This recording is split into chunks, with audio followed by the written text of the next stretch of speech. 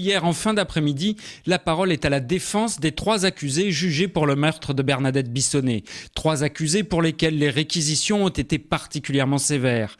10 ans requis contre Amaury Darcourt, 25 ans contre Méziam Belkacem et la réclusion criminelle à perpétuité requise contre Jean-Michel Bissonnet.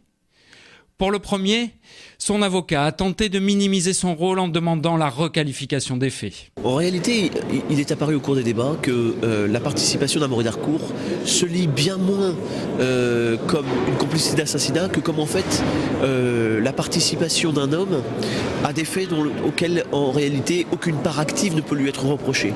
Il était là. Ça il ne le conteste pas, mais il n'a pas été utile à la commission de cet assassinat.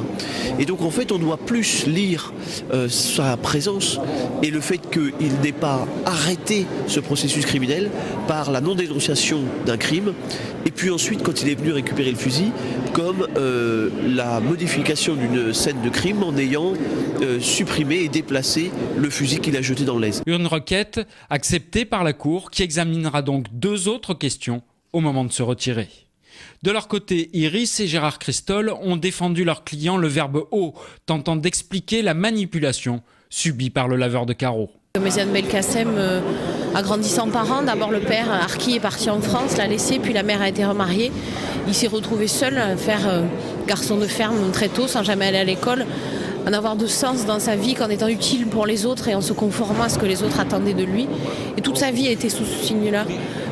C'est-à-dire être domestique, servir, être homme de peine. Et le 11 mars 2008, il a été une nouvelle fois homme de peine pour Jean-Michel Bissonnet, c'est-à-dire aller exécuter ses basses œuvres parce qu'il avait cru qu'en commettant ce geste terrible qu'il essayait d'oublier dans ses conséquences, sa vie serait meilleure après, parce que c'est ce qui lui avait été promu. Frédéric Vérine et Nathalie Sénic ont ensuite entamé la défense d'un Jean-Michel Bissonnet, refusant toujours de comparaître devant la cour d'assises. La tâche est ardue. Le premier essaie de démontrer le bonheur du couple et rappelle que le doute doit profiter à l'accusé. La seconde nous livre un long cours de physique sur la constitution des cartouches ayant servi à l'assassinat. Le terrain est donc prêt pour que demain, Maître Leclerc tente l'impossible pour faire acquitter son client. Il y était déjà arrivé dans l'affaire Viguier.